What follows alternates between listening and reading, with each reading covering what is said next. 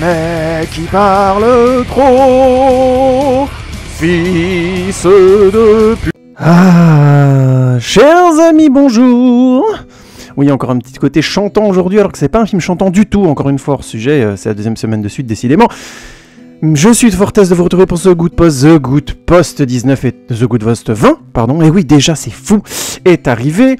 Le film d'aujourd'hui s'appelle Grave.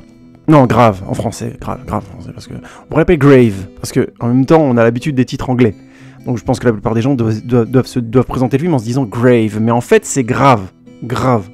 T'as aimé ce film ? Grave. Et franchement, je suis pas loin de le penser. Ouais, je sais, on commence tout de suite par des calembours et des feintes. On est à un autre degré de compréhension là. This is, I mean, the emotion here is so extraordinary that it is beyond words. I mean, l'émotion est tellement extraordinaire qu'elle dépasse les mots, qu'elle dépasse l'entendement. Grave est un film français qui a été présenté au Festival de Cannes le 14 mai 2016 et qui est sorti en salle le 15 mars 2007, donc quasiment un an plus tard. C'est un film qui a été classifié interdit au moins de 16 ans et qui a été carrément classifié R-rated aux États-Unis. Grave, c'est un film qui a une belle hype derrière lui. Je spoil tout de suite, elle est justifiée. Film qui a marqué son monde. Il y a plusieurs réalisateurs de renom qui ont tweeté dessus. Je crois qu'il y a par exemple Scott Derrickson. Je sais que tout le monde n'aime pas Scott Derrickson, mais Scott Derrickson, c'est notamment le réalisateur du très sympathique Sinister, qui est un mec à suivre sur Twitter. Je trouve vraiment très intéressant, qui dit beaucoup de choses très honnête et sans phare sur son Twitter, allez-y, c'est vraiment bien. Et donc Doctor Strange, Sinister par exemple, sont ses films les plus intéressants, je trouve. Il a fait d'autres trucs beaucoup... je sais plus comment ça s'appelait, il avait fait un autre film notamment sur une histoire assez de possession quasi religieuse, mais c'était avec Eric Bana, c'était franchement pas bon. Mais... réalisateur quand même, je trouve intéressant, et notamment dans ce qu'il exprime, et lui, il a notamment dit que Grave, il avait beaucoup aimé, si je ne dis pas de bêtises. Enfin voilà, il y a plusieurs réalisateurs comme ça qui ont encensé ce film, encore une fois, à juste titre. Bref, Grave, c'est un film qui a une belle hype derrière lui. Il a été réalisé et scénarisé par Julia Ducournau, que je ne connaissais pas jusque-là, dont j'ai pas vu les autres films. Elle a été consultante réalisatrice sur plusieurs films. Elle a réalisé quelques téléfilms, si je ne dis pas de bêtises, ou co-réalisé un ou deux téléfilms, avant de réaliser Grave, qui a eu le succès qu'on connaît. Et elle est actuellement sur un nouveau projet qui s'appelle Titane, et qui a l'air tout à fait sympa, notamment parce qu'elle a réussi à caster dans les rôles titres Vincent Lindon. Et je trouve que Vincent Lindon est un des acteurs français les plus kiffants de notre génération. Il est juste incroyable, ce mec. Et je l'expliquerai, je ferai des critiques de films avec lui dedans, vous allez voir. Vous allez comprendre tout le délire, la capacité de ce mec à incarner des trucs très différents, et de manière, je trouve, quasi schizophrénique. Ouais, franchement, c'est vraiment un type qui me bluffe très souvent. On sait que c'est Vincent Lindon, on le voit bien, il n'y a pas de problème, c'est pas le mec qui va te faire des UV, de la muscu, essayer de te faire croire qu'il est plus vieux, plus jeune qu'il ne l'est, et il a toujours été comme ça de tout ce que je me souviens dans sa carrière. Mais par contre, il a une capacité à être autre chose qui est sciante. Je reviendrai là-dessus. Acteur, je trouve qu'il est pas sous-estimé, parce qu'il tourne énormément, il tourne dans des bons trucs, mais il n'a pas la reconnaissance qu'il devrait avoir, il me semble, pour le coup. Donc, chez les acteurs français actuels, Vincent Lindon, pour moi, c'est vraiment le haut du panier. Bref, après avoir fait ses faveurs à Vincent, qui m'écoute évidemment, et nous nous connaissons très bien, c'est un ami de longue date, on allait boire des coups ensemble, et puis comme l'alcool aidant, on s'entendait bien, Mickey était pas là, donc oui, il y a un running gag sur tous mes podcasts avec Mickey, je suis sûr que les trois quarts des gens qui écoutent savent pas du tout ce que je raconte. Bref, j'ai eu une aventure avec Mickey de Disney, hein, Mickey Mini, enfin voilà, gants à 3 doigts et tout. Oh purée, c'est gants à 3 doigts. C'est gants à 3 doigts. Oh Mickey, vraiment que tu me recontactes, tu sais. Tirez-vous les foutus! Donc Mickey était pas là, et du coup Vincent est passé, on a discuté, ça faisait longtemps qu'on se connaissait, voilà, une chose en amenant une autre, ça devait arriver un jour, c'est arrivé, voilà, je pense qu'il faut pas plus se formaliser que ça. Écoute Vincent, si t'écoutes, je sais que t'es quelqu'un de très transparent sur ta vie personnelle, donc je pense que ça gênera personne. Pour le plaisir. Non, ça suffit pas et on n'arrête pas aujourd'hui, non. Pas du tout, parce que le film d'aujourd'hui, Grave, il va loin. J'insiste tout de suite, je vais faire une partie spoiler de toute façon, mais pour les gens qui le verraient après la partie sans spoil, attachez votre ceinture, c'est quand même un film relativement vénère. C'est du vrai bon gore, bien sale, avec des séquences bien malaisantes. C'est-à-dire c'est le bon gore, le gore qui met du malaise qui rapporte une lecture psychanalytique très intéressante sur ce que le film essaie de dire, sur les personnages, sur ce que ça peut nous dire à nous en tant que personne. C'est le gore que je préfère, c'est celui qui arrive à créer de la métaphore et qui reste pas simplement du gore pour du gore. Ça peut être très sympa le gore pour du gore, hein. Je reviendrai sur certains films qui utilisent le gore, que j'estime qu'ils utilisent le gore mal, mais je reviendrai là-dessus. Bref, Grave l'utilise bien. Donc oui, ça va être un petit peu open bar aujourd'hui, ça va être sale, attention. Attachez vos ceintures, préparez les seaux à vomi aussi, pour ceux qui ne l'ont pas vu et qui écouteraient la partie spoiler qui va venir bien assez vite. C'est une riche idée. Est-ce que tu crois qu'ils l'ont fait? Est-ce que tu crois qu'ils l'ont fait? Non. Si, ils l'ont fait, c'était pas mal parti. Mais ils se sont arrêtés là. Et c'est ça qui est dommage, hein? Tu vois, c'était de la poudre aux yeux. News un petit peu triste aujourd'hui, news qui m'a piqué, mais news qui est un petit peu qu'on attendait venir. Et oui, c'est l'annulation terrible de la 3e saison de Mindhunter. Le fait est que c'est venu non pas de la chaîne qui diffuse, je crois de Netflix qui diffuse Mindhunter, mais bien de notre ami David Fincher, créateur de la série et notamment réalisateur sur la grosse moitié de la première saison. Je sais pas s'il était réalisateur sur la 2e saison, je sais plus. En tout cas voilà, je crois que oui. Bref, tout ça pour dire David Fincher a lâché le morceau et Mindhunter a très bien marché mais pas assez vu son budget. Et si j'ai bien compris, il y avait eu un souci au niveau du casting. Il y avait eu vraiment un problème à un moment donné, la série avait été plus ou moins mise en pause et du coup l'avenir de la série avait été clairement mis en doute eu égard à ce break, et là la sanction est tombée par David Fincher. Il semblerait que effectivement la série ne puisse pas reprendre. Oui, David Fincher a réalisé une partie de la 2e saison, déjà je vous le confirme. Ensuite Netflix a mis du temps à annoncer une saison 3. Mais il semblerait qu'un des consultants, notamment John E. Douglas, qui aurait déclaré à un magazine que voilà, il y aurait dans la série un arc de 5 ans entre les 2 saisons. Donc il est possible aussi qu'il le joue frontalement. Mais au jour d'aujourd'hui, il semblerait que la saison 3 soit bien mal barrée, parce qu'effectivement la série a très bien marché, a eu énormément de succès, a une hype qui a plutôt embarqué le public. Moi le premier, j'ai beaucoup aimé Mindhunter saison 1 et 2, je vous renvoie à ma critique, je la mettrai dans les commentaires. Mais là voilà, David Fincher l'a dit, mais il semblerait que des exécutifs de Netflix aussi l'aient dit, la série a peu de chances de voir la suite parce qu'elle est trop chère, elle demande vraiment énormément de reconstitution. On a donc ce truc de dire éventuellement dans 5 ans, mais ça a l'air d'être mal barré, et David Fincher, qui en est quand même un des porteurs principaux, le nom sur lequel la série se joue, aurait plus ou moins dit que c'était foutu. Bref, c'est vraiment dommage, parce qu'encore une fois, je vous renvoie à ma critique de Mindhunter. Ça faisait plaisir de voir une série autour de serial killers qui avait comme principe de base non pas de rendre les serial killers fascinants et de les rendre attractifs, ce que beaucoup trop de films font à mon goût, mais plutôt de les renvoyer aussi, non pas à leur côté fascinant certes, mais aussi à leur côté désuet, triste, bassement minable pour certains.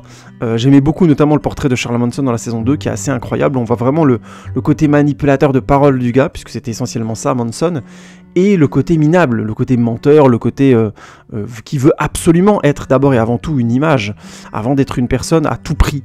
Donc des sociopathes, hein, vraiment impressionnants.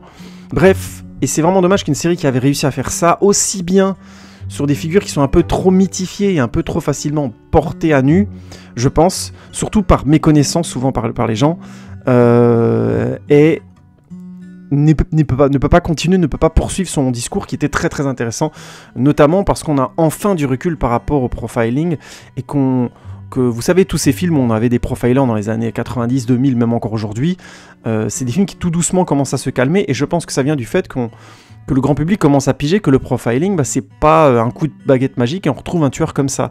C'est beaucoup plus compliqué que ça.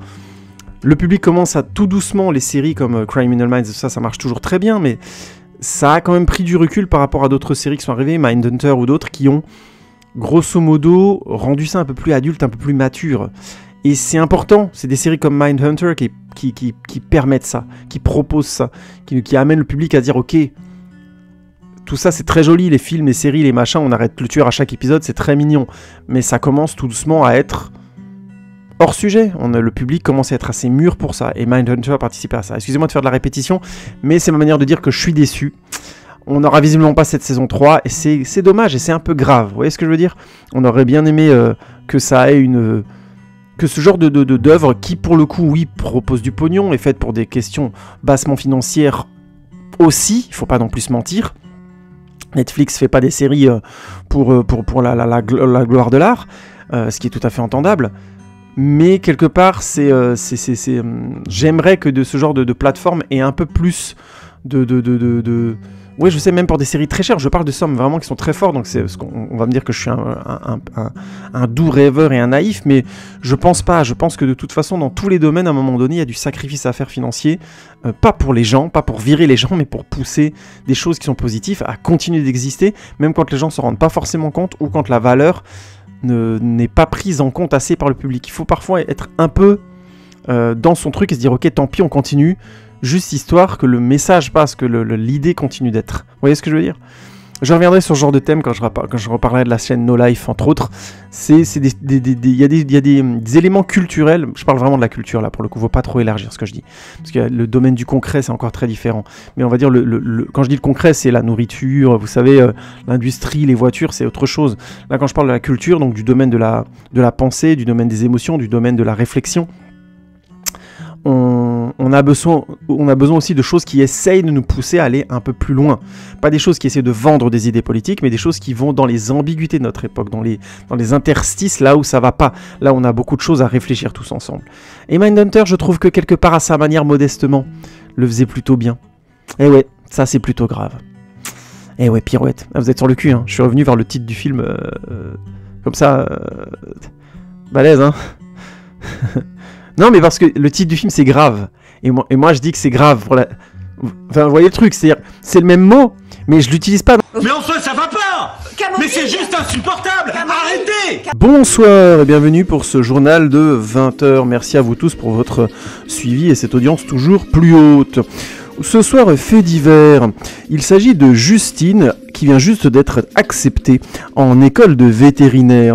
Et alors qu'elle y arrive, le bizutage commence, et une partie du bizutage consiste à lui donner à manger un rein de lapin. Or, Justine est végétarienne.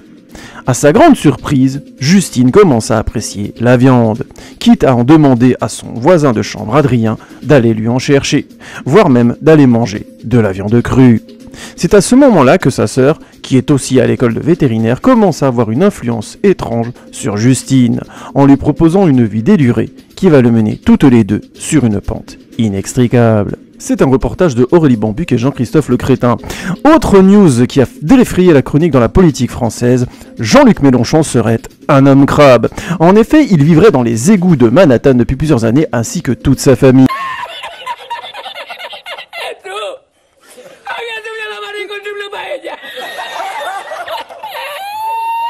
Je vais pas faire forcément une très longue critique aujourd'hui, parce que j'aimerais faire une partie spoiler un peu plus étendue, mais aussi parce que j'ai beaucoup apprécié, grave globalement, donc je risque d'être un petit peu casse-pied à dire c'est bien fait, machin, blablabla. Mais je veux quand même être... alors, on va découper les choses, de manière un petit peu précise. Grave, alors on va parler des décors d'abord. Grave, ça se passe essentiellement dans cette école donc de vétérinaire, je ne sais pas où elle est, qui a l'air d'être plus ou moins dans un coin perdu. J'ai eu l'impression qu'ils étaient proches d'une montagne, mais c'est peut-être dû essentiellement à la colorimétrie. Parce que la série, le film, pardon, joue beaucoup sur des contrastes très très forts. On a vraiment dans le film une image où on a des couleurs saturées qui viennent souvent contraster avec une photographie qui met en avant souvent la couleur de la peau. Les peaux sont ou très pâles ou très burinées. J'ai rarement vu des plans où on a plusieurs personnes dans le plan qui ont des carnations de peau très différentes. Et on a des plans, par exemple, on a tous les étudiants qui se font bisuter, et ils ont tous les blouses blanches, ils sont plus ou moins habillés pareil, il y a juste leur tête, ce qui fait que leur tête, souvent, on voit les fines différences de couleur de peau, c'est un peu plus blanc pour certains, un peu plus gris, un peu plus jaune, un peu plus vert, un peu plus brune. C'est vraiment, à cet endroit-là, très réussi. Je ne sais pas comment ils ont travaillé ça, mais ça donne un côté... La peau, la chair est extrêmement vivante. Et ça, tout de suite... dans le jeu par rapport au décor, par rapport au cadre, et ça marche très très bien, puisque l'école est très grise, et toutes les couleurs sont très apparentes. Ils se prennent notamment un bizutage dès le début, on leur balance dessus un gros seau, je crois que c'est du sang de cheval, si j'ai bien compris là, le sens de la séquence, puisqu'on les voit à un moment donné, on dirait bien un cheval avant, blablabla, et on a ce grand contraste de rouge sur les blouses blanches, au milieu de tous les gens, quoi. Enfin, je trouve que ça, il y a ce travail constant, il y a constamment cette présence de la couleur et du chromatique qui est très fort, et j'aime beaucoup ça parce que ça donne beaucoup de caractère au film. Vous savez, vous m'entendez souvent me dire, oui, un film au cinéma à un moment donné, il faut que ça prenne de l'ampleur. Et ben c'est une manière comme une autre.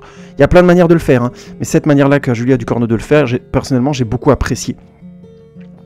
Et du coup, c'est simplement ça que j'avais à dire, c'est que les décors sont souvent très ternes ou en couleur unie. Je crois que les chambres notamment d'étudiants sont beiges, ce qui est assez relativement réaliste dans mon souvenir des chambres étudiantes. Et du coup, encore une fois, le contraste par rapport au corps est fort, même s'il est plus chaleureux et plus atténué. Et comme il se passe beaucoup de choses dans les chambres, et que je vais expliquer un petit peu le sens après de tout ça, c'est toujours très présent. Il faut ajouter à ce côté, à ces décors très monochrome et qui donne beaucoup de place du coup monochrome ou un peu éteint, qui donne beaucoup de place au corps. Il y a souvent des grosses lumières et des gros contrastes de lumière. Il y a beaucoup de séquences dans le film, dans mes souvenirs, qui avaient une lumière un peu de fin de journée ou de début de journée. Il y a une séquence ou quelques séquences où on a la lumière du jour, mais c'est en hiver, et du coup il y a un côté encore une fois gris qui vient faire contraste avec les couleurs de peau, le sang qui est un thème récurrent du film. Donc bref, et on a des séquences, par exemple quand il y a plusieurs moments, pas forcément beaucoup, mais il y a plusieurs moments où il y a des teufs étudiantes, où la lumière est très... tout se joue sur des contrastes très forts. On a vraiment des noirs très forts et des couleurs très fortes, ce qui fait qu'évidemment les mouvements des corps sont accentués, les couleurs des corps sont accentuées, les expressions sont accentuées. Tout a un côté comme ça, volontairement agressif, mais surtout contrasté. Et ce que je veux dire par agressif, c'est qu'on voit vraiment le point de vue du bizutage, il est clair. Je ne l'ai pas forcément très bien dit dans mon pitch, mais le personnage principal a d'abord au début du film une attitude de petite fille et tout doucement, justement pas très vite, tout doucement, d'étape par étape, elle devient vraiment une jeune adolescente avec un désir sexuel que le film montre frontalement et qui va s'incarner dans cette addiction à la viande. Hein. Oui, je spoil un peu le sens, mais ne vous inquiétez pas, je vais pas trop spoiler ça dans cette première partie. Et du coup, on a on a vraiment cette transformation physique du personnage principal. Ouais, elle s'appelle Garance Marillier, pardon, excusez-moi mademoiselle Marillier. Sachant qu'en plus, je trouve que vous êtes très très très bien dans le rôle, excellente dans le rôle. Bref, et donc elle passe vraiment d'un visage d'enfant un peu naïf. Tout de suite, il y a ce bizutage qui est assez gore, c'est du bizutage d'école spécialisée, hein, donc je vous laisse vous renseigner sur internet. Le bizutage dans les écoles un petit peu spé, c'est bien sale, bien grave, bien dégradant, bien humiliant. Il y a la totale. Et donc on la voit tout de suite prendre un coup psychologique qui culmine jusqu'au moment où on lui demande de venger de la viande qu'elle veut pas, et que sa sœur lui force la main, parce que c'est comme ça que ça se passe dans l'école. Tout le monde finit par manger de la viande, avec, comme je vous disais, l'effet de boule de neige qui est ensuite son addiction à une viande qui devient quasi irrépressible. C'est tout ce travail-là sur la lumière, les couleurs et les décors fait déjà de Grave un film au-dessus de la moyenne des films français. Il faut être clair et net. Il est vraiment au-dessus. C'est assez bluffant comme... je vais vous donner un exemple tout simple, mais avec ma compagne, on mate peu de films français, mais celui-là, on a été dedans tout de suite, et on n'a eu aucun souci, aucune barrière ne nous a retenu, du type la photographie un peu terne, ou le côté un peu passe-partout de l'image. Là, on n'est vraiment pas là-dedans, et il faut déjà... voilà, je commence déjà, mais il faut tirer son chapeau à Julia Ducournau, c'est excellent. Dédication 9-5, dédication 9-3, dédication 9-4, dédication 9-2, dédication 7-8, dédication... Je vais juste faire un tout petit point sur le montage, parce qu'il y a plusieurs choses que j'apprécie dans le film, c'est des choses que je vois pas assez souvent au cinéma, aussi en France notamment, c'est cette intelligence de laisser le plan exister, de laisser le plan respirer. Et on a plusieurs fois, alors on a des effets de style, on a notamment à un moment donné, il y a une teuf, Et le personnage de Garance a clairement viré la carte et passé en mode vorace, littéralement, et le double sens de ma part est voulu. Et donc il y a tous les gens qui dansent comme ça dans une sorte de teuf étudiante, et elle s'est mis une race pas possible, elle a bu, je vous raconte même pas, je crois qu'elle a déjà bu, elle va continuer à boire, ça va être encore pire. Et en fait, il y a un travelling avant au milieu des gens qui dansent, et on va tout doucement vers elle. La musique à ce moment-là est juste terrible, il y a un côté comme ça, c'est le thème principal du film qui est une sorte de... Ah maintenant ça me revient pas, c'est une sorte de trémolo de violon je crois, mais très très fort, très élevé. Et le film joue beaucoup comme une sorte de contraste, ça tombe, c'est un peu, je caricature, mais parce que c'est l'exemple que le plus de gens connaissent, mais vous savez, c'est un petit peu le côté Christopher Nolan, Hans Zimmer, Inception, d'un seul coup, là, le fameux, je sais pas si c'est des corps ou des trompettes, c'est hyper fort, comme ça, les instruments avant. Bah là, c'est un peu du même ordre, mais c'est des violons, et ça tombe souvent, les 2-3 fois où ça arrive dans le film, c'est vraiment très fort tout de suite. Et donc, on a ce son qui arrive, et on avance tout doucement en travelling avant vers elle, et elle est, il y a une lumière rouge sur elle qui contraste complètement, et elle a un regard juste carnassier, noir, prédateur, qui est excellent. Là, vraiment, Garance Marillier, je suis sur le cul, la photographie, tout est excellente, mais alors, l'actrice, géniale au casting, géniale. Et du coup, elle est vraiment... ça met une tension, on ne sait pas ce qu'elle va faire, quoi. Est-ce qu'elle veut bouffer, tuer les gens? Est-ce qu'il y a vraiment quelque chose du prédateur qui est absolument réussi. Ça, à cet endroit-là, le film est génial. J'insiste, génial. J'ai rarement vu un personnage être aussi bien un prédateur à l'image. Vraiment, pour le coup. Grand coup de maître.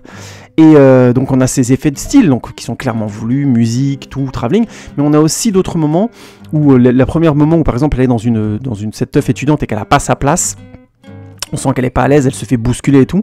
Et on a un plan, c'est pas un plan séquence, mais c'est des plans assez longs pour la laisser se débattre au milieu des gens, aller chercher sa sœur. Ça dure et c'est désagréable parce qu'on sent que la musique, le contexte, même si ça pourrait un petit peu lui plaire, elle est pas non plus en train de chialer. Ça lui correspond pas, elle connaît pas ça et du coup elle veut quelque part s'en aller. Et quand elle trouve sa sœur, évidemment le coup de grâce du plan, c'est sa sœur qui lui dit ah bah non, c'est une teuf là, on reste ici. On comprend très très vite que elle et sa sœur sont clairement discordantes et ont des points sur lesquels elles se retrouvent pas du tout. La petite sœur étant connue pour avoir la réputation d'être une surdouée, et visiblement dans la famille tout le monde est vétérinaire, les parents, machin, blablabla, donc il y a un côté comme ça de transmission filiale, et la sœur, c'est pas une surdouée, elle aime bien ça a l'air d'être son kiff, mais c'est pas non plus, elle a pas la même réputation, donc il y a une forme de jalousie. Puis il y a aussi chez la petite sœur un désir de chercher un mentor chez la grande sœur, mais la grande sœur elle veut pas non plus traîner la petite sœur, donc il y a un côté relativement vraisemblable à ça, j'en reparlerai après. Mais c'était juste vous donner un petit peu des éléments qui, oui, vous allez voir non seulement un film français certes, mais les images sont violentes, très réussi et vraiment bien posé, et il y a un vrai sens de la durée pour créer le malaise, l'intention, le désir pour les différents éléments que le film veut créer. Je vais vous donner un autre exemple. Il y a un moment donné où le personnage de Garance regarde son copain de chambre qui s'appelle Adrien, pour qui elle commence à avoir un désir. Ça arrive très tôt dans le film, donc je vous spoil rien. Et à un moment donné, il joue au foot et il est en train de courir au milieu de gars, il est torse nu. Bon, l'acteur Rabanaï Toufela, pardon, il m'excusera de prononcer son nom comme un sale raciste de base que je suis, il est très beau, quoi. Il est musclé, il est fin. En plus, quand il bouge et qu'il joue au foot, c'est très stylé. Il a été très bien casté, quoi. On sent qu'il sait faire de belles choses avec son corps, sportivement et musculairement parlant. Donc, on comprend tout à fait le désir qu'elle peut avoir. Et il y a ces plans vraiment, ces chants contre chants entre elles qu'il regarde et qui se mangent l'ongle, si je dis pas de bêtises. Et lui, qui est juste sensuel, mais qui en même temps, le plan laisse le temps à son corps de se mouvoir, de montrer du muscle et de l'activité. Je comprends tout à fait, j'ai rarement eu un film aussi qui exprime aussi bien le désir envers quelqu'un en général, en jouant vraiment sur la durée du plan et sur le cadrage, puisqu'on est d'abord sur son haut de torse et de tête, on voit jamais les jambes, hein, c'est pas le foot du tout qui l'intéresse, évidemment, elle, et tout doucement, on est vraiment, la tête sort souvent du cadre, c'est le corps qui l'intéresse particulièrement. Donc on est vraiment sur quelque chose de sexuel, c'est même pas forcément une question de personnalité. Ça vient un peu après, mais je veux pas trop spoiler, vous découvrirez vous-même. Oh, c'est quand même bien fait. Oh là là là là. Allez, remballe tout ça, Rémi, c'était écœurant à la fin. Tu te rends compte que ce gosse n'a même pas 18 ans et qu'il est déjà parti comme un mulet? Petit point sur le casting, donc je ne reviens pas sur Garance Marillier qui joue Justine et qui sait parfaitement jouer la petite fille qui devient tout doucement une adolescente avec le désir carnivore qui le convient, qui est excellente de A à Z dans le film, vraiment, de chaque plan, je trouve qu'elle est vraiment très bien. Elle a fait ce choix très intéressant au casting de prendre Julia Ducournau a fait ce choix très intéressant de prendre Garance Marillier qui a des grands yeux, qui a un peu une tête de manga, vous voyez ce que je veux dire, quoi, dans les proportions, mais qui du coup, en jouant beaucoup sur les angles, les grands yeux, ce qui est pratique, c'est qu'en jouant sur les angles de caméra, en étant en légère plongée par exemple, on peut facilement augmenter la colère, le côté carnassier, le côté drogué dans le vent, dans le flou aussi. À l'inverse, en se mettant en face, on a quelqu'un de très juvénile, de solaire, vous voyez ce que je veux dire, voire même de mignon, vous voyez ce que je veux dire. Donc il y a vraiment ce côté, quand je dis manga, c'est voulu, il y a vraiment cette dimension qui est jouée rien simplement avec l'incarnation du village de Garance Marillier, et Garance Marillier derrière est très bien, je trouve, notamment dans son interprétation des textes. Elle est juste, elle passe vraiment de l'adolescente tout doucement à celle qui sait pas du tout gérer sa nouvelle addiction. Et souvent j'ai des problèmes avec les acteurs français, leur diction qui fait souvent livre qu'on lit. Et là je trouve que non, je trouve qu'elle a fait le taf pour qu'on croie à ces dialogues, notamment entre elle et sa sœur, qui peuvent être des dialogues vus comme assez naïfs, c'est deux sœurs qui se prennent la tête, donc, et le film essaye pas du tout de leur donner une autre dimension que d'être deux sœurs qui se prennent la tête, donc c'est parfois assez nul, hein, c'est un peu du genre... Et mais me fais pas ça, maman, t'as vu ce qu'elle m'a fait, je caricature à peine, puisque ça se passe essentiellement entre elles. Il y a une séquence notamment où la grande sœur va apprendre la petite sœur à se faire le maillot avec de la cire. Je vous laisse découvrir comment la scène se déroule, mais je trouve que c'est très... c'est juste, on sent vraiment que c'est deux grandes sœurs. Et ça vient aussi du fait, je continue sur le casting, sur Ella Rumpf, que je ne connaissais pas aussi, et que j'ai découvert dans ce film, que je trouve très bien dans le rôle de la grande sœur, Alexia, et qui est vraiment bien dans le rôle de la grande sœur, qui dit à la petite sœur, ouais, non mais tu vas pas me foutre la honte là, vas-y, mange le rein de lapin, fais pas ta pète dès le premier jour, là, tu vas te faire exclure par tout le monde, et qui est vraiment dans un rapport de violence vraiment avec sa sœur, parce que tu sens clairement qu'il y a de la jalousie et une forme aussi de rejet un peu du genre non, j'ai pas envie de me trimballer toi, tu vas pas venir m'emmerder, déjà que je suis parti de la maison, c'est pas pour me coltiner ma sœur ailleurs. Et en même temps il y a aussi un vrai attachement, un vrai désir de protection qui est paradoxal, mais qui apparaît dans le film par moments, c'est assez étonnant. Donc je trouve que ça c'est vraisemblable, simplement un rapport de jeunes sœurs, de sœurs qui sont, la grande est encore vraiment adolescente, la petite entre dans l'adolescence, bon bah c'est pas toujours très subtil quoi. Moi j'ai moi-même eu des grands frères et tout ça, c'est de cet ordre-là, et j'ai trouvé ça vraiment bien fait. Et encore une fois, Ella Rumpf, au départ je trouvais qu'elle avait un jeu un peu caricatural, et puis petit à petit dans le film j'ai compris qu'elle a été castée et qu'elle joue comme ça parce que c'est une adolescente, et même si elle parfois j'avais un peu l'impression qu'elle dictait son texte, je trouvais que ça fonctionnait. Je me suis dit c'est une ado, j'arrive à y croire, et ça a tendance à donner beaucoup de vraisemblance à l'histoire. Je finirai simplement avec Rabanaï Toufela, qui est très bien dans le rôle d'Adrien, et qui fait très bien le taf dans ce rôle de mec un peu séduisant, qui est homosexuel, qui sait ce qu'il aime et qui a en même temps un rapport avec sa copine de chambre qui est fraternelle et sympathique, et vraiment, il la protège tout en se méfiant d'elle, il n'est pas non plus idiot. Bref, c'est un trio de centrale qui est très bon, et je noterai simplement la présence aussi de Laurent Lucas dans le rôle de leur père, qui est comme à chaque fois très bien, étrange, comme d'habitude, c'est du Laurent Lucas quoi. Moi j'ai qu'un mot à dire, ça claque, ça claque, ça claque. Et quand je parle de ça claque, pardon Seigneur, ça me fait penser à une petite levrette. Pardon, j'ai été trop loin. Le scénario est vraiment de bonne facture. Je veux pas le déflorer. Vous avez compris le contexte, c'est cette petite sœur qui rejoint grosso modo sa grande sœur dans l'école. Il y a tout ce côté bizutage qui déclenche quelque chose en elle de nouveau, et du coup elle y est confrontée. Et au final, j'ai pas envie de trop vous dire vers où va l'histoire. Et le film, je trouve, arrive bien à maintenir un suspense sur qu'est-ce qu'on regarde en fait, qu'est-ce que le film va nous raconter. C'est rare les films qui arrivent à bien le faire. On sent vraiment l'expérience dans le scénario et le travail de fond que Julia Ducournau fait en scénario. Elle est dans sa filmographie, on voit qu'elle était consultante scénario sur plusieurs films, et ça me porte à croire que c'est quelqu'un qui sait vraiment très bien écrire, en tout cas qui sait ce que c'est qu'écrire un film. Et j'ai trouvé ça assez bluffant de continuer à suivre ce film tout en étant quelque part un peu perdu sur mais où est-ce qu'il veut m'emmener quoi. Pourquoi elle a cette addiction à la viande, où ça va mener cette histoire, qu'est-ce que ça veut dire dans son désir, j'ai mis du temps vraiment à faire le tour de la métaphore entre guillemets, je caricature parce que vous allez voir dans la version dans la partie spoiler pour ceux qui l'ont vu, je vais parler un peu plus loin du film et un peu plus de ce que j'interprète de ce que le film veut dire. Mais je suis pas certain, j'ai peur de circonscrire un peu trop le récit. Mais quoi qu'il en soit, ce que je voulais vous dire principalement sur le scénario, c'est que je pense que vous allez être assez surpris de comment le film arrive à maintenir du suspense, tout en n'ayant pas forcément une enquête criminelle ou un truc, une tension, vous savez, classique du qui est le tueur et ce genre de choses vraiment très bateau. Et d'ailleurs, pour son film suivant, Titan, j'ai été surpris de lire dans le pitch qu'il y avait une intrigue de ce genre-là qui allait se marier à une intrigue familiale, alors que je trouve qu'une des forces de Grave, c'est justement de ne pas avoir ce genre d'intrigue et de rester concentré sur les personnages. Je trouve que ça rend le film beaucoup plus fort, tout simplement, et aussi plus direct, plus simple, parce que l'image, le son, la mise en scène, les acteurs, tout est géré pour que ça garde la force. Il n'y a pas une séquence à jeter vraiment dans Grave. Et ça vient de cette intelligence de l'écriture qui fait qu'on va vraiment la relation de entre ces deux sœurs se développer. On va vraiment leur compétition et leurs inimitiés et leur amour s'exprimer l'une pour l'autre et aller jusqu'à un climax qui est logique et qui est cohérent par rapport à toute l'histoire du film, jusqu'à une conclusion vraiment, encore une fois aussi, de qualité. Je dis pas grand chose, je veux pas spoiler. Ah la vache, je comprends pas un mot de ce que vous racontez. Allez-y, excusez-moi, reprenez depuis le début, je vous écoute. En conclusion de cette partie sans spoil, je dirais simplement, regardez Grave, c'est un très bon film, vraiment très bon, ça fait partie des films de haut du panier français de ces dernières années. J'ai parlé du casting, j'ai parlé de la mise en scène, j'ai parlé un petit peu du sens du film. Cette histoire, je souligne simplement une chose, le film est gore, vraiment, il l'est frontalement. Pour vous donner une échelle d'idée, le titre anglais c'est Raw, ça veut dire cru. Le titre latino-américain c'est Voraz, et je crois que ça veut dire vorace. Traduction française à 2 balles, ou en espagnol ça s'appelle crudo, je crois que ça veut dire cru.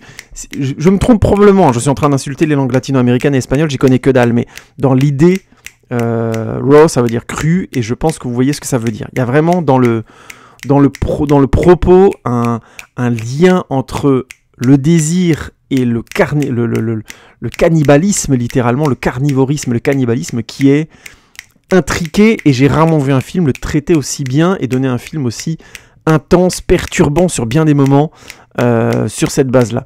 Et il faut rajouter encore un élément, je le dis quand même dans la version sans spoil, c'est un des rares films où on a 2 personnages principaux féminins de films d'horreur qui ne sont pas des scream queens, c'est-à-dire qui ne sont pas courus après par un assassin, qui est en fait lui, le personnage principal, le personnage qui intéresse le public, mais bien porté par des personnages féminins qui sont les personnages principaux de l'histoire. Je vous ai parlé la semaine dernière de Possession, par exemple, j'ai fait une critique de Possession d'Andrei Zulawski, même si j'adore la performance d'Isabella Gianni et que je pense que c'est elle, pour moi, le personnage le plus intéressant, le personnage principal et le point de vue sur l'histoire est quand même celui de son mari. J'ai oublié le nom du personnage que joue Sam Neill. Bref, là, clairement, on a le point de vue de cette jeune fille sur l'histoire, et on ne sortira pas du point de vue de Alexia, je crois, si je dis pas de bêtises, non, c'est la sœur qui s'appelle Alexia. Le point de vue du personnage principal de Justine, la sœur s'appelle Alexia, de Justine, et ça fait aussi du bien, ça. Là, c'est dans le bon sens, c'est l'écriture du film qui aborde ce point de vue et qui le garde, qui le respecte, qui lui donne de la densité. Alors vous allez me dire, c'est parce que c'est une femme qui l'a écrit. Oui, bien sûr, ça doit jouer, c'est important, mais pas seulement. C'est simplement un scénariste, peu importe son sexe, qui a très très bien fait son travail. Bref, regardez Grave et ensuite revenez pour la partie spoiler, évidemment. J'ai besoin de vous. Vous savez très bien que je suis tout seul à me parler sur Internet. Ce serait quand même pas très gentil de revenir, surtout quand on entend des handicapés se parler tout seul à eux-mêmes. Hein, on les laisse pas tout seuls dans un coin. Bande d'égoïstes. C'est le joueur le plus nul de la planète que j'ai jamais vu passer ici. Nul! C'est trop nul! Tactiquement, techniquement. La question elle est vite répondue. Non, c'est pas forcément une question elle est vite répondue cette semaine. C'est peut-être une autre forme de rubrique que j'appellerais les trucs improbables que j'ai vus dans ma vie. Et que c'est pas que c'est improbable, mais j'ai trouvé ça sympa. Je suis retombé dessus dernièrement. Ils sont sur YouTube, donc j'avais envie de vous donner envie de regarder un truc vraiment drôle. C'est des dessins animés qui sont pas drôles parce qu'ils le veulent, mais qui le sont par incidence. Ce sont les adaptations animées des jeux de vidéo Fatal Fury, qui étaient des jeux à succès de la console Neo Geo, la Rolls-Royce des années 90, la console qui coûtait un bras et les jeux étaient aussi chers que la console. Bref, les seuls amis que j'avais dans mon village, enfin dans le village d'à côté de mon village, qui ils avaient plein de thunes, sans vouloir les insulter, et j'ai pu y jouer grâce à eux, merci à eux, ils se reconnaîtront. Et c'était juste des jeux excellents de baston, il y avait essentiellement des jeux de baston, du genre Fatal Fury, qui a eu plusieurs versions, Fatal Fury 1, 2, 3, les Real Bout, Fatal Fury, bref, Fatal Fury spécial et tout ça. Et c'était une série de jeux vidéo qui était extrêmement populaire à l'époque, avec le personnage principal qui était un mec à casquette rouge qui s'appelait Terry Bogard, avec son frère Andy Bogard, bref, la totale.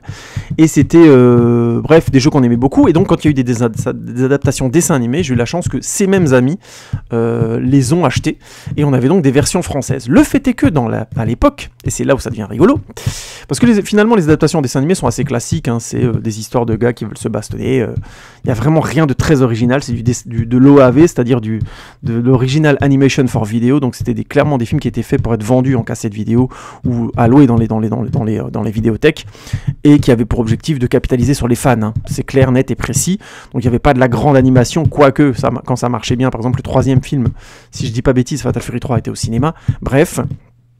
C'était des films qui avaient pour objectif de capitaliser sur les fans, donc ça allait pas très loin. Mais il y a le petit astérix de plus qui fait que je vous dis de les regarder, c'est le doublage français. Parce qu'en France, c'était du doublage qui était vite fait, comme très souvent, malheureusement dans l'industrie, mais qui... on osait à l'époque rajouter une part d'ironie. Alors, je vais pas revenir sur les grands classiques, le doublage de Ken le Survivant, le doublage de Nicky Larson, de séries comme ça qui étaient finalement très premier degré, qui avaient de l'humour, mais qui n'étaient pas aussi délirants que dans les versions françaises, avec Gérard, Raoul et André. Je vous laisse découvrir tout ça. Moi, ça me fait péter de rire, les doublages de Nicky Larson, j'aime beaucoup, mais je comprends que pour beaucoup de fans, les vrais, savent que la série n'était pas du tout comme ça, et encore moins Ken le Survivant, qui est une série complètement premier degré, qui est devenue une série comique en France à cause du doublage, hein, ou parce que le doublage, il y a des gens qui comme moi, je pense qu'ils n'auraient pas plus suivi Ken le Survivant s'il n'y avait pas eu ces doublages-là, bref, ou qui ne s'amuseraient pas à remater des trucs actuellement s'il n'y avait pas eu ces doublages-là, bref, et donc il y avait cette culture de se moquer indirectement du film, en faire un peu n'importe quoi, et ça rend les films Fatal Fury franchement drôles. C'est des petits films, hein, c'est des OAV d'une heure, 1h15 grand maximum, si je dis pas de bêtises. Le troisième doit durer 1h20, donc c'est franchement vite vu. Il faut aimer l'animation, donc vous cassez pas la tête. Oubliez cette proposition si le film d'animation vous donne des urticaires, parce que c'est vraiment pas des grands films. Mais si vous avez envie de rigoler un peu avec des doublages qui racontent n'importe quoi par moment, bah allez-y. C'est juste drôle de voir par exemple le personnage féminin principal du troisième film a une voix, mais genre elle a été doublée comme ça par la doubleuse. Et j'exagère pas. Elle est vraiment comme ça tout le film. Et les mecs essayent ensuite de te vendre une histoire d'amour triste avec ce personnage, mais c'est hallucinant. C'est vraiment pour le coup, je trouve, des films à voir, juste pour se rendre compte à quel point ça partait en vrille en France des fois. Et qu'on avait, mine de rien, pas tellement de respect pour des films comme ça, qu'on estimait être des films faits. Et je pense qu'ils étaient malheureusement faits pour ça, sans vouloir insulter les créateurs de ces films-là, pour essentiellement capitaliser sur les fans qui allaient débourser du pognon pour les voir. Bref. Et ça donne du coup de Fatal Fury 1, 2, 3 des films très drôles. Vous allez notamment le 2, des grands moments de doublage où je donne juste un exemple, on a deux personnages qui sont en train de se battre en fond dans un plan large, donc ils sont tout petits, donc c'est de l'animation des années 90, donc forcément c'était dessiné à la main. Résultat, c'est assez faible, ils sont en train de se taper, c'est vraiment de l'animation à 2 balles. Et là on a un personnage hors champ qui est en train de les regarder, un jeune garçon qui admire les combattants et qui ose dire face à cette animation à 2 balles, ils se battent comme des dieux. C'est à mourir de rire. Moi, personnellement, ça me fait mourir de rire. Bref, regardez simplement pour me renvoyer un message et me dire que je suis un crétin de rire devant ce genre de trucs et que ça n'a aucun intérêt. Voilà. C'était la rubrique. Je regarde des trucs gênants et puis, mine de rien, ça me fait rire, alors je vous en parle quand même. Je voulais te dire... tu veux sortir avec moi? Je t'aime. Hein? Quoi? Répète? Je suis amoureuse de toi. Mais t'es ouf! T'as eu ta gueule, t'as un boudin! Oh la pauvre meuf! Petite partie spoilée parce que vous qui écoutez The Good Post, vous avez bien sûr entendu, vous avez bien sûr vu, grave, surtout en entier. Vous savez donc que nos deux chères sœurs sont des cannibales qui vont commencer littéralement à chercher à bouffer des gens, quitte à causer carrément des accidents pour pouvoir bouffer des gens. Alors, ma lecture du film, c'est pour ça que je voulais aborder cette partie spoiler, parce que je me pose des questions. Je suis pas certain d'avoir compris. Il me semble que la partie vorace du personnage, des personnages, donc qui a l'air de se transmettre dans la lignée féminine de la famille, visiblement. Alors il n'y a pas eu de garçon, donc c'est difficile à dire, mais dans la lignée féminine, je l'ai pris moi perso comme une métaphore aussi bien sexuelle que relationnelle.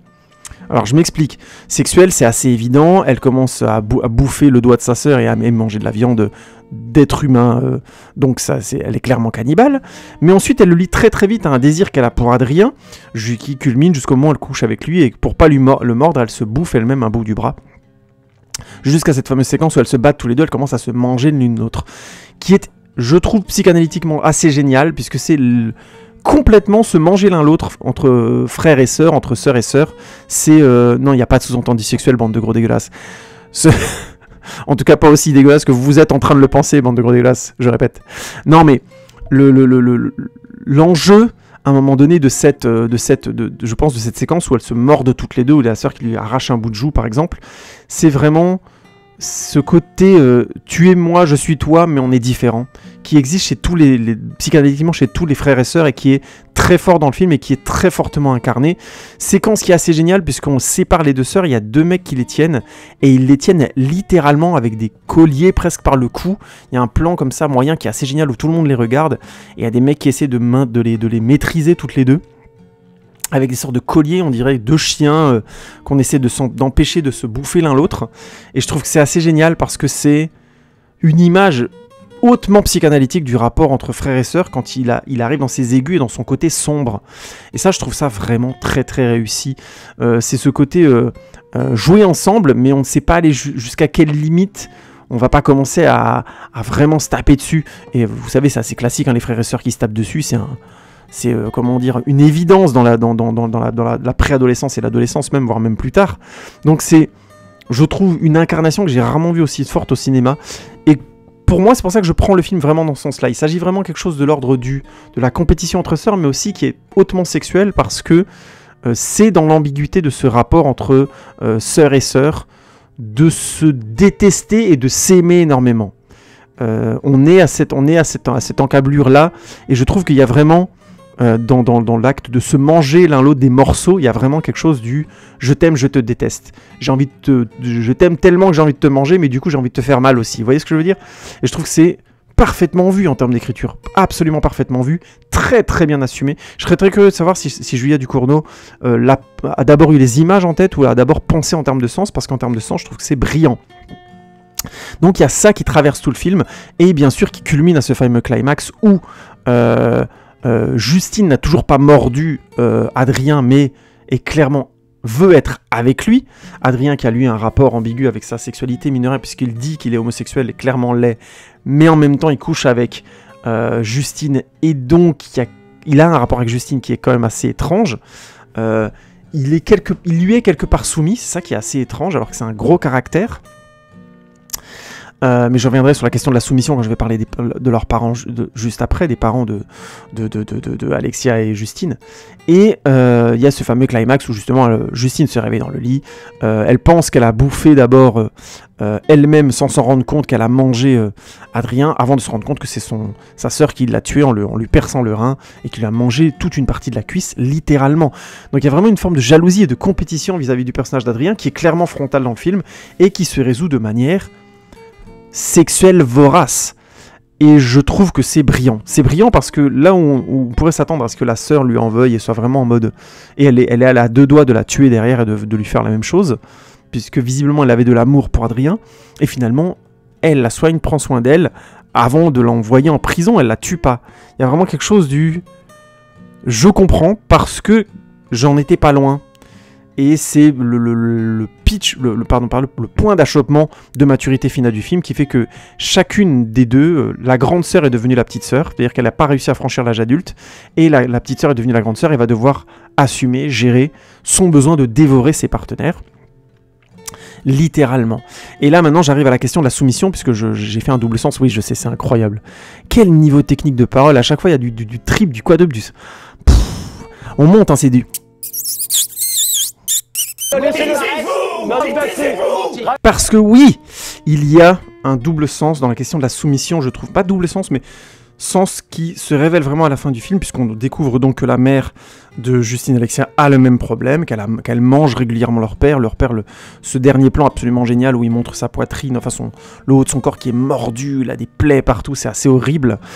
Et même pendant tout le film, on sent qu'ils ont un rapport assez...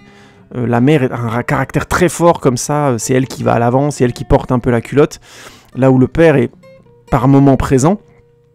Notamment au début du film, on voit qu'il dépose la sœur, il dépose Justine, il dit bon allez on y va, c'est bon, la grande sœur va venir la chercher.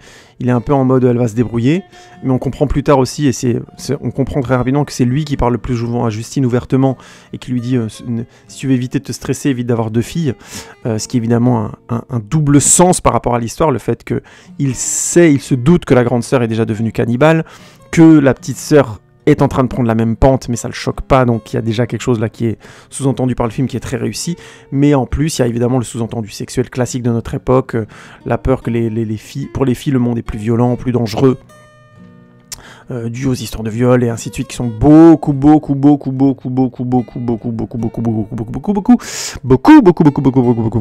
présentes chez les femmes, malheureusement, pour les femmes que pour les hommes. Et au-delà du fait que le viol en soi en général c'est mal et c'est l'une des pires choses qu'on puisse faire à quelqu'un, c'est malheureusement une réalité statistique, toute culture confondue d'ailleurs. Et du coup, c'est un élément parmi d'autres qui explique un petit peu, vous savez, le côté protectionniste des parents vers les filles en général, leurs propres filles, mais il y a ce double sens il connaît un peu la nature de ce qu'ils vont devenir parce que leur mère est comme ça, et donc il y a ce rapport clairement de soumission qui se met subtilement, qui devient clairement apparent à la fin du film.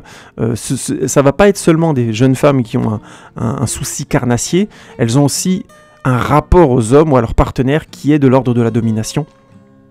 Grosso modo, c'est elle qui porte la culotte, mais ça a des conséquences physiques dans le film qui sont évidemment des conséquences métaphoriques. Il s'agit clairement, je trouve pour le film, en tout cas c'est mon point de vue, et c'est une question que je pose, hein, n'hésitez pas à me dire si vous pensez que je me trompe, je serais très curieux de connaître votre point de vue là-dessus, parce que j'en suis pas certain, hein, tout simplement je pense que c'est un film très dense, grave, j'ai peut-être raté des éléments importants.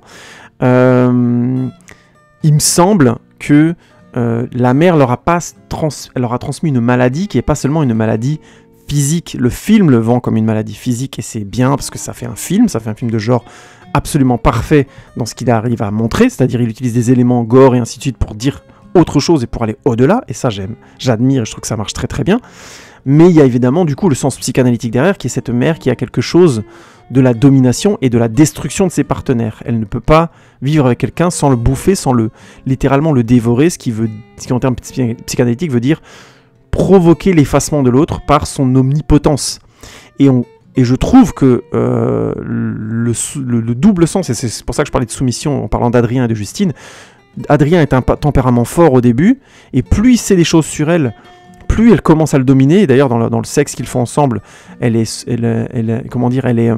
perd sa virginité avec lui en étant sur lui, et en finissant par dominer la situation, en se mordant elle-même. C'est-à-dire que c'est vraiment elle qui domine l'échange. Et il lui dit bien, je suis homosexuel et je vais pas me prendre la tête avec les filles, elle l'envoie bouler, ainsi de suite, classique comme réaction, mais il y revient, ou elle revient vers lui, et ils dorment ensemble, c'est-à-dire que au moment où il meurt, ils sont de nouveau ensemble. Elle est clairement en train de prendre une emprise sur lui, et c'est visiblement la nature de ce que la mère a transmis à ses filles, si j'ai pas dit de bêtises, ou tout du moins, au moins à Justine, et assez à Alexia pour qu'Alexia en soit jalouse. Bref, il y a vraiment, je trouve, une lecture, si on enlève le côté gore du film, c'est simplement un prototype de mère qui transmet une telle force de caractère à ses filles, une telle indépendance dans le bon sens du terme, qu'elle en transmet aussi, malheureusement, ça arrive, hein, parfois l'indépendance c'est pas un défaut, mais je le prends exprès parce que je trouve que le film le montre essentiellement comme ça. Ce sont deux jeunes femmes qui sont jeunes très tôt, qui sont très intelligentes, Justine étant carrément une génie, et indépendantes très fortement vis-à-vis de leurs parents.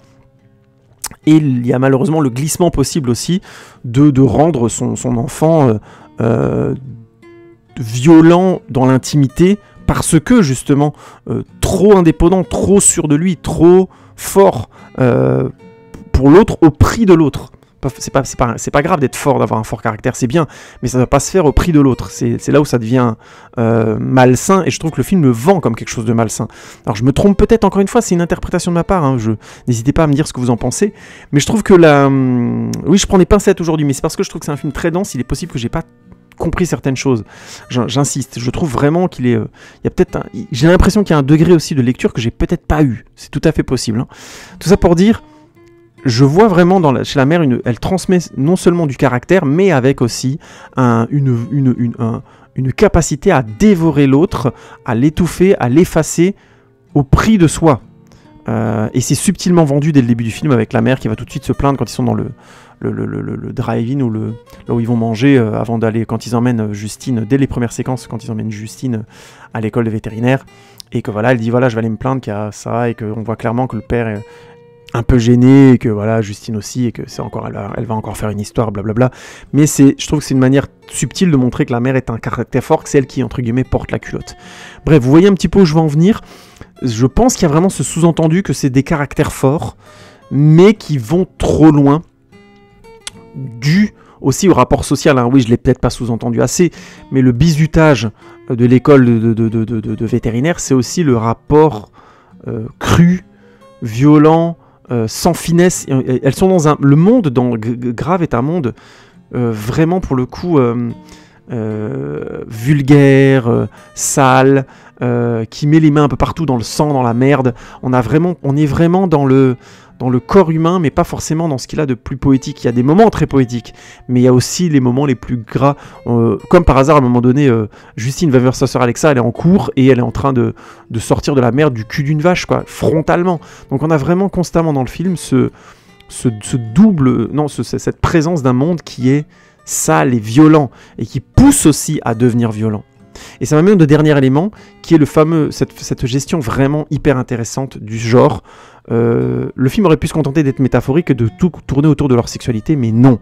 Il y a aussi cette intelligence à un moment de dire qui s'incarne par les moments où on voit clairement Alexia provoquer un accident pour qu'elle puisse littéralement bouffer du mec, enfin là c'est des mecs dans la voiture, donc le double sens continue, hein, mais bouffer des mecs crus. Donc évidemment, j'insiste, il y a le sous-entendu sexuel ou l'inversement du rapport de force, mais social, puisque le rapport de force social, on le sait aujourd'hui, ça reste toujours les hommes qui dominent de manière patriarcale le monde, c'est un fait, c'est un cas dans les sociétés occidentales en tout cas, et donc il y a symboliquement cet inversement, et ça c'est évidemment très intéressant et revendicateur, je présume, mais il y a aussi, j'ai Julien Ducorneau, mais encore une fois, dites-moi si je me trompe, hein, je suis curieux de savoir, d'avoir votre point de vue, mais il y a aussi cette omnipotence, à un moment donné, du style du cinéma de genre qui dit non, on va pas juste se contenter de faire une métaphore, ça va être une vraie histoire. Si elles veulent bouffer, elles peuvent aussi le faire, et ça doit pas être constamment dans le sexe pour que ce soit pas aussi simple, aussi facile à lire, aussi évident qu'une métaphore qui serait juste une métaphore avant d'être une vraie histoire à laquelle on peut croire. Et Dieu sait que beaucoup de films de genre tombent dans cette écuelle. Ils sont tellement contents de leur métaphore qu'au final ils enlèvent tous les éléments qui rendraient l'histoire vraisemblable, où ils les rendent, où c'est mal écrit, c'est faible, et du coup on est obligé d'être confronté à ce côté invraisemblable de l'histoire avant même de pouvoir apprécier l'histoire. C'est pas le cas du tout ici dans Grave, et il faut le souligner. Bref, j'espère que vous avez apprécié ce podcast. N'hésitez pas à me dire ce que vous en avez pensé. En tout cas, c'est une partie spoiler où je pose plus des questions. C'est pas une interprétation fermée. N'hésitez pas à me dire ce que vous en avez pensé. Je suis très curieux de le savoir. Et on se retrouve bientôt pour échanger sur le sujet, cette réunion des alcooliques anonymes et des cancers des ovaires. Et des testicules, parce que bon voilà. Quand on est hermaphrodite comme moi, on peut avoir un cancer des ovaires et des testicules. La blague est pas drôle. Mais évidemment, c'est sans alcool. Bonsoir et bienvenue dans notre émission Bouillon de Culture où nous recevons ce soir Albert Dupontel pour son dernier film Je vous emmerde tous, bande de connards. Bonsoir Albert. Non, moi je mérite mon salaire, ce qui n'est pas votre cas si vous voyez pas les films. D'accord, merci Albert. On a quand même invité l'acteur principal du film, Benoît Poelvoorde. Vous êtes en pleine avant-première en ce moment, n'est-ce pas? On a fait la dernière avant-première, heureusement non, la dernière c'était en Belgique. L'avant-dernière, Paris. Paris. Bah, c'est beau Paris, non? Je te jure, on a fait 4 salles. C'est bien. Même moi, c'est la première fois de ma vie que je l'ai dit. Je dis, les gars, on a tué personne. Avant, pour présenter le film, je dis, on a tué personne. D'accord, c'est très bien. Et nous recevons aussi un mec qui parle trop et son livre « Je me parle à moi tout seul sur Internet et je fais semblant d'interviewer des stars que j'ai jamais rencontrées, que je rencontrerai probablement jamais. » Livre de juste déprimant. Hein. Voilà. À la semaine prochaine.